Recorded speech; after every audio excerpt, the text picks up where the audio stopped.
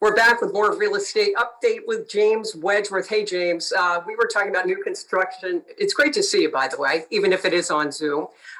We were talking about new construction. I said to you, gee, there's a lot going on in Long Cove because I've seen maybe like 3, 4, 5 homes being built. And I'm like, wow, that's a lot. But you had an interesting response to my comment when I said, wow, lots of new building going on. Well, there's lots of new building relative to the building that we've had in the last 5 years. It's still not significant to the amount of new building we've had in the past. And one of the reasons is new construction is so expensive now. And that being, you gave me reasons. I mean, COVID, obviously, but looking back down the supply chain and everything, how has that impacted the costs and everything? What happened is you got to understand that if the mill shuts down for X amount of time, there's no lumber. There's a period of time. So what I call the backlog, the manufacturing companies, the ones of those that were able, they shut down because of COVID. So you can't get supplies. Lumber, framing lumber is about, now don't quote me on this, but I think somebody told me the other day, it's gone up 300% in the last 6 months. Now, a lot of the homes that are presently under construction, they were framed 8 or 9 months ago when lumber was reasonable. Now, over time, that's going to come down as the supply chain, fills through. But I had a friend of mine that built a house and they couldn't get appliances. He drove with his pickup truck to Spartanburg and found some appliances, and Spartanburg bought them and then brought them down here and had his builder put them in. But the cost to build is I've heard that too, by the way. I know my son actually ended up trying to get, appliances, kitchen appliances up here in New Hampshire and had to wait months on end before he got his refrigerator, stuff, all that stuff. So that's because all those items, along with the fact that labor, the government's going to pay more not to work than to work. You don't have people working. So all those things have made the cost of construction go up. And at the present time, I've talked to several people that own lots, they're ready to build, but they're going to wait a year until they think the prices settle down, assuming they will, and then they'll move forward. And a lot of people that we talk to that have lots, they go to the architect, get a plan, go to the builder, he gives them the price, and they say, ouch, and they go buy an existing home and just remodel it. So we're seeing that a lot. You've seen that happen? A lot in today's market, yes. Well, that's interesting. Do you think, I guess, if that's more COVID driven, but it's also, you're talking about them, having employees, and who knows if, when the unemployment payments end or whatever, that people will have more workers. But it's a little bit scary. Up here in New Hampshire, one of my favorite spots, Dunkin' Donuts, there's one near me where they cannot even open some days because they don't have the people to work. That's correct. I'm not kidding. It's pretty bad up here. And that's not a job doing, higher end work, but still, I don't know if you've seen that to that degree there. But the drive-through restaurants, I went through one the other day and I was just parked there and I was waiting for them to come on and say, could I take your order, please? And they never came on. And I drove around to where you pay and there was nobody there, So I just drove off. Did you wait or did you just take off? I just took off. There's nobody there. All right. I mentioned Dunkin' Donuts because I love their coffee. You're going to tell it. We'll tease the fact that you're going to tell us a sweet tea story at the end of our segment here. Yeah. Here's something for you. I see a home I want, and I know there have been multiple bids on every home now that's listed on the island. Yes. What are you going to tell me to do? What are your strategies, or what can I do to ensure when I put in that bid that I'm going to be the one to get that house or condo? Here's what I'm telling people. If you find the house you like, there are 4 things you got to do. If you do these 4 things, a real good chance you'll get the house. If you don't do these 4 things, I tell you, you're not going to get it, okay? The first one is you make a cash offer, or you put in the contract that is not contingent upon the appraisal. And if there's a shortfall on the appraisal, you'll make up the difference.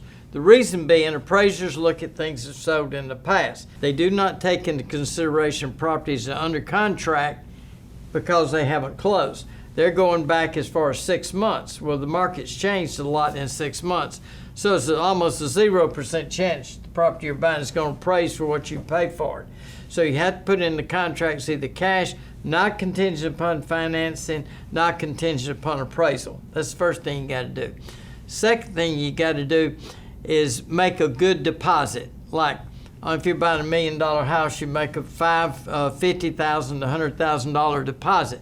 None of this Why does that make a difference, James? Well, because if it's not contingent upon financing and you put a deposit down, you would lose your deposit if you couldn't get your mortgage. So I tell my people, go talk to the mortgage company. If he tells you he's 100% sure you can get a mortgage, then you don't have to worry about it. But you make a good deposit. That way the seller knows you're going to close on the house. If you give a $1,500 deposit and it's $1 million house, you can just walk away and say, I changed my mind, keep my $1,500. Gotcha. So that's the second thing. The third thing I'm telling people, and I'll explain this in a minute, is if you like the house, you check the age of the roof and the age of the HVAC. If you're satisfied with those, then you buy the house as is without a home inspection, because the seller would rather deal with somebody that he doesn't have to do a 108-page home inspection. And the fourth thing I tell people they need to do is I say let the seller pick the closing date, or give the seller 2 weeks after closing to stay in the house, especially with people maybe a little older and they're concerned about moving. If you do those four things, you get the deal. Now, one of the reasons is the listing agent on the other side, he's going to look at your offer and he's going to say, wow, this offer is great. There's no contingency in it. And he's going to tell the seller to take your offer as opposed to a traditional offer that's got a home inspection, a low deposit, contingent upon financing, and the buyer's demanding a closing date that may not work for the seller. So if you want the house, that's what you got to do. You know. Okay, so I know you're giving people that advice. Exactly. And I want to know, do they listen? Because to be honest with you, I get a little bit nervous about the no inspection thing, but that's just me. But do you get resistance to that advice, or do most people listen to you because you've been in the market for We're still getting a years? termite letter. You still get a termite letter to make sure that it doesn't have termites. But if you worry about the roof, you worry about the HVACs because they cost money. Most of the other stuff is not as big a deal as, you got a loose commode. Those would be the biggies, what you're mentioning. Yeah. Absolutely. Yeah. Mm-hmm. But a seller doesn't want to fret with all that, Do you find that? Do you find most of the people you're working with to buy homes are listening to that advice? Yep. And are you finding most of the time it works? It works for them. I just had one last night. There were 4 offers. My buyer, who's from Delaware, got it because I said, if you do these 4 things, I think they'll like your offer. And the seller took my client's offer because of those items. Good.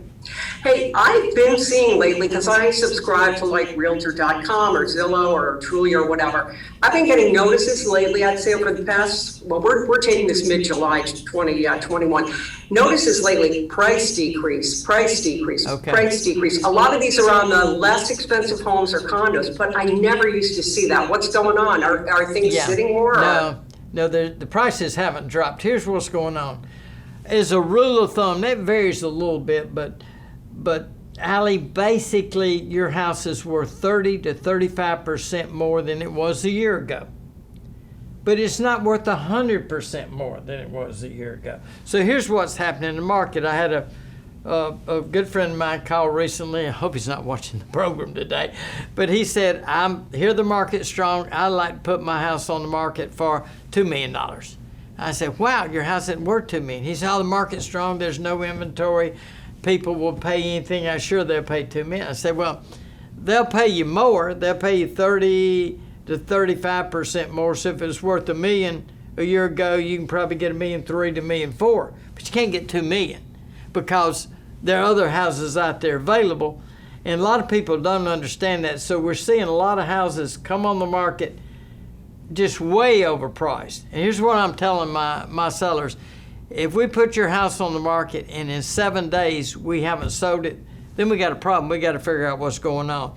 Usually it's price. It could be condition, could be location, but it's usually I'll tell you, you do not see too many homes that have been on the market very long these days. No, I think the average days on the market, last time I checked, the last 30 days was like 7 days. Not average, medium, which means half of them sold from 0 to 7 days, half of them over 7 days. So Crazy times. You know, we're almost out of time. Yes. So it's time. We're going to wrap it up with your sweet tea Okay. stories and fire Thank you away. for letting me. A funny story. About, I don't know, 10 years ago, a guy from Island Packet called me and said, we're doing an article on sweet tea, and everybody tells me that you're the sweet tea expert, and you know where the best place to get sweet tea in the Lowcountry.